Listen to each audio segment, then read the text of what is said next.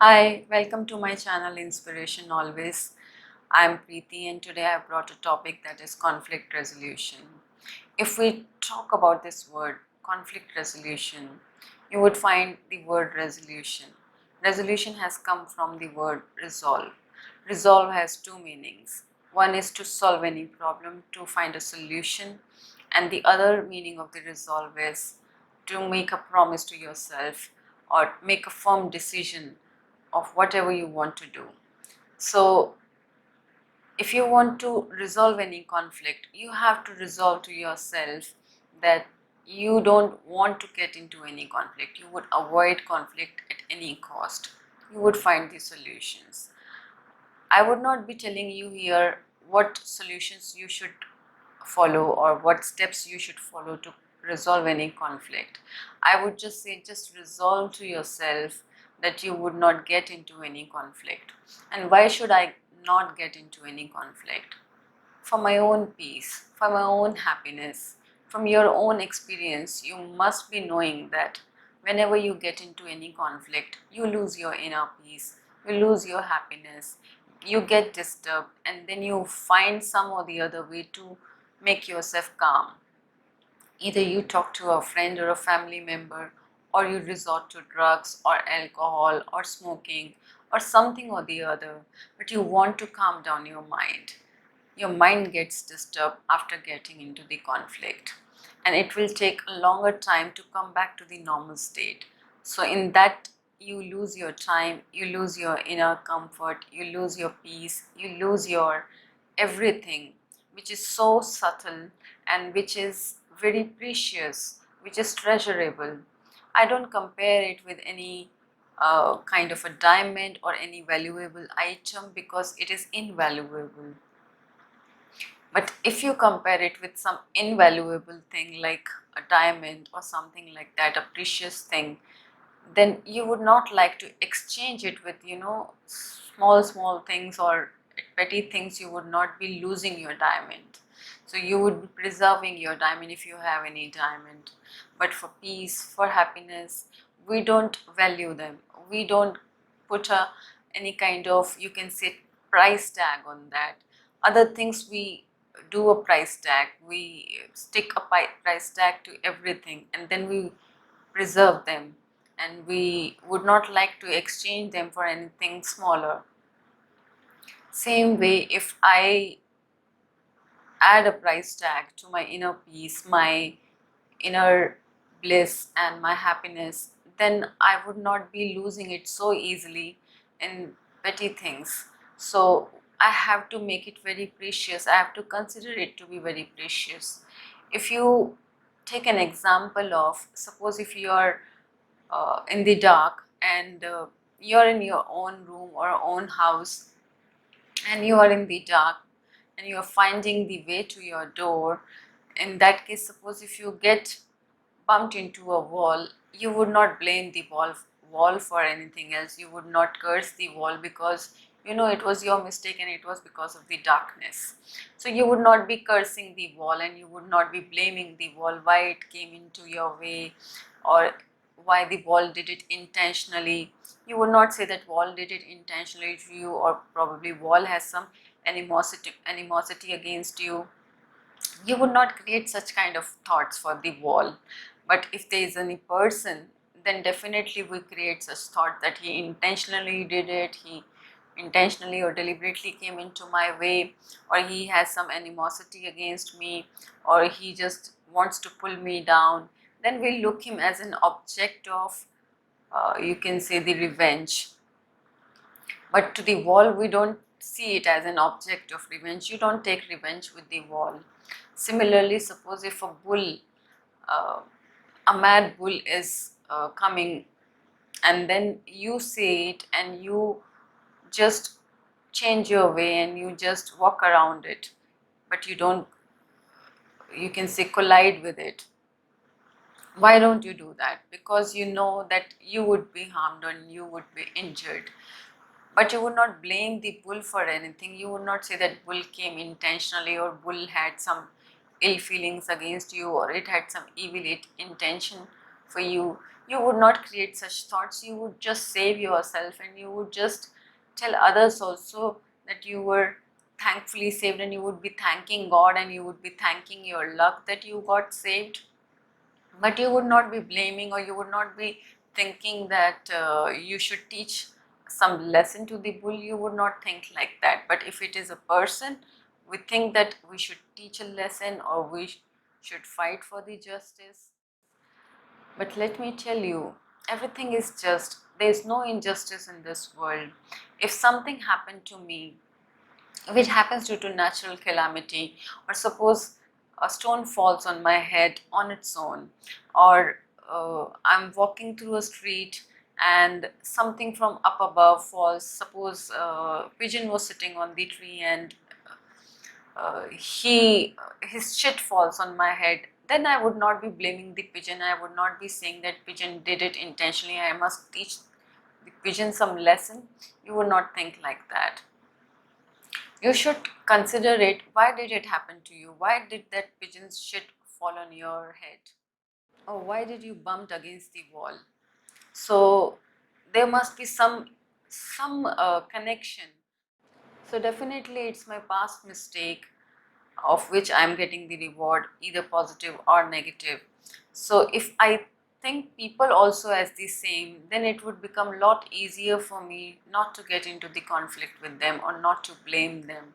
So suppose if you are in such a situation where the conflict has been going on for a very long time, or person is such where you don't find any kind of compatibility or solution, then in that case you have a choice to leave that person, and you have to have the choice to move away from his life.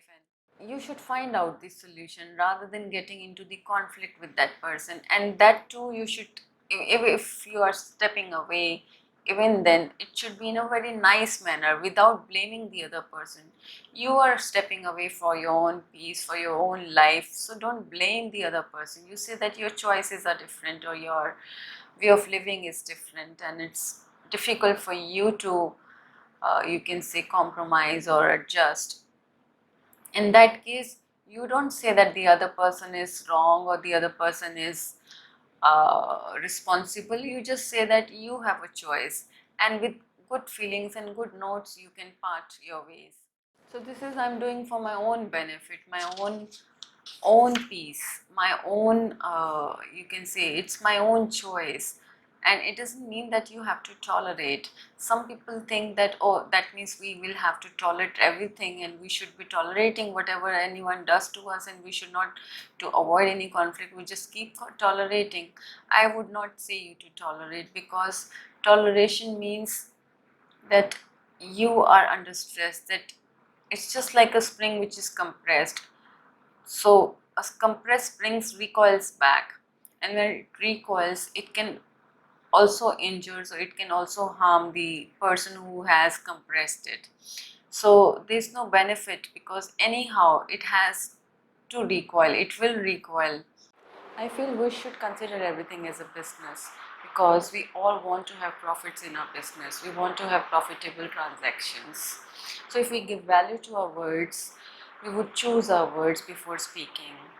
For example, if you say to someone that you are dumb, or you are foolish, or you don't have any sense, in that case that person might get hurt, and he may remember it for a long period of time, maybe 20 years or 30 years, and our relationship may get sour.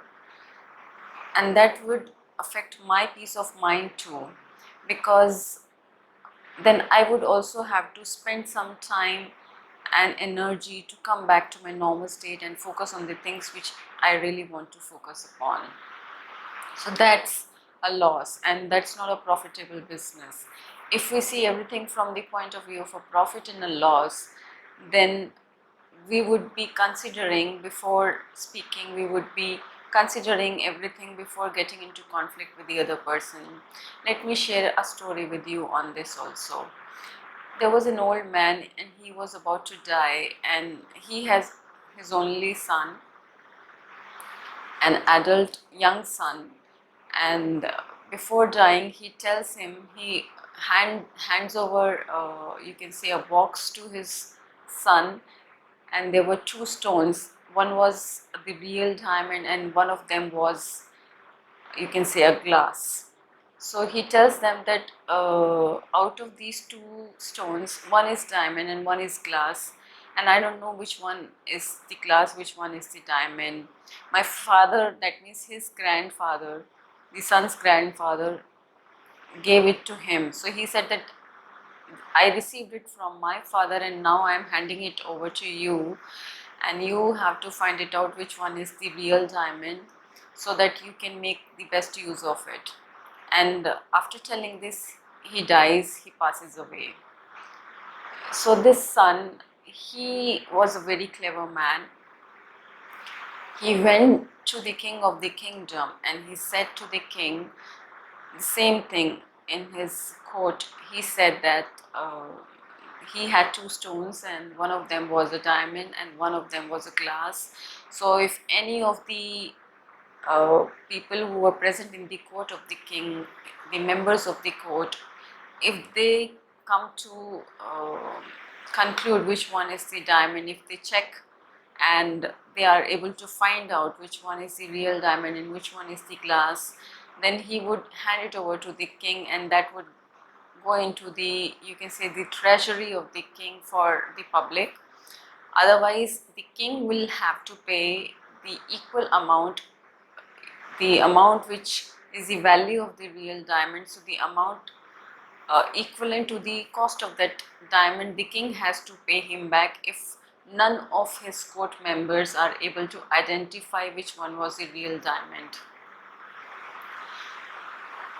And nobody could make it out which was the real diamond, so king had to pay that amount which was the cost of the real diamond to that man. So without selling the diamond, he was able to earn money from it. Similarly, he went to other kings of different kingdoms and he said the same question to them. He asked them to identify the real diamond. If any of the court members of the king's court is able to identify the real diamond, then he would deposit it in the treasury of the king. Otherwise, the king would have to repay the cost of the real diamond. So he had earned a huge amount of money out of that, because none of the members of the court of any of the king were able to identify the real diamond. So when he was going back to his home after collecting so much of money from different kingdoms, while he was on his way to his home, he found a very small kingdom, and he was a very small king of a very small area, and he was taking the meeting of his court members in open area in sun. And this man observes, and this man tries, he feels that probably this king or any of the members of the king's court may be able to identify the real diamond. So he went to that king and he told the whole story to the king, that he has visited different kingdoms and he had asked different kings, but none of them could identify the real diamond. If any of the court members of this king's court is able to identify, he would deposit in the king's treasury. The king said that he had a very small kingdom and those are very simple people. So all his court members and the king himself admitted that they would not be able to identify the real diamond, and they were not able to identify because he was doing this meeting in the open area. There was a blind man also in that gathering, and that blind man offered and asked the king to identify the real diamond. Everyone was surprised how could a blind man can identify a real diamond, but because it was the question of the king's reputation, so he tried, he thought of giving the chance to the blind man, and the blind man went to the box and he held both of the stones in his hand, and then he identified and he told the man to whom these stones belonged. He said to him that this was the real diamond and the other was the stone.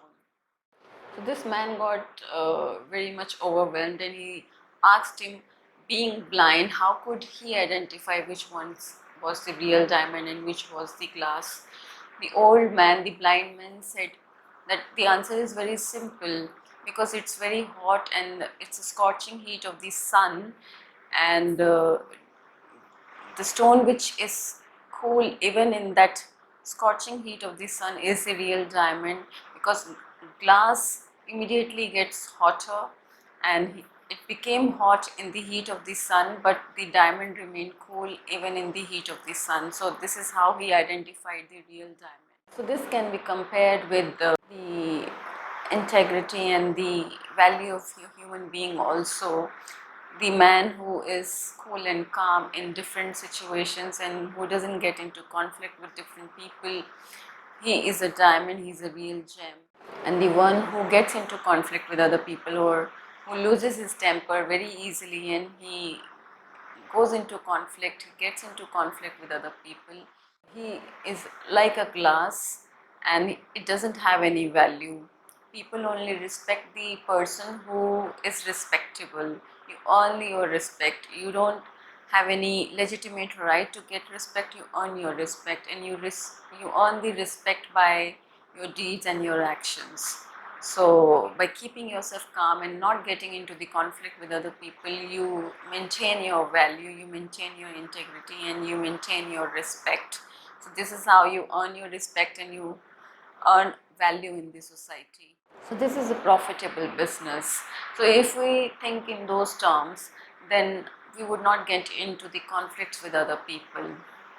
Otherwise also, if you believe in law of karma, then you would come to know that if the other person is getting into conflict with me, though I am not getting into the conflict with the other person, but the other person is intentionally provoking me or saying some harsh words to me or abusive to me or doing some wrong things to me, then I don't have any other option to get into the conflict with the other person. But even then, if you think that that is because of the law of karma, and we have created some karmas with those souls who come in our lives and get into conflict with us or harm us or do something wrong to us, it's because of our own karmic accounts with the other soul.